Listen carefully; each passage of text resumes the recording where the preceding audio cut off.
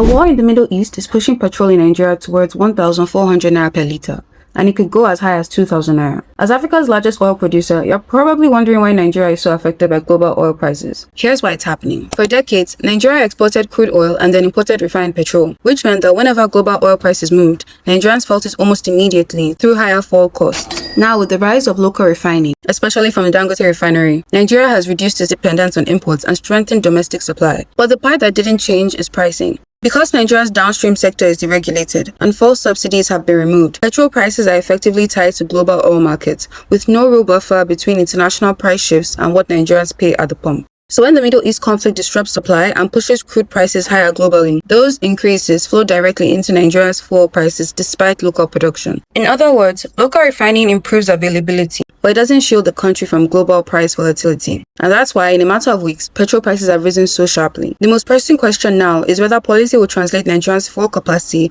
into price stability for consumers, or whether the country will remain structurally exposed to global oil markets, regardless of how much it refines at home. We explore this and more in this week's episode of Power Connect.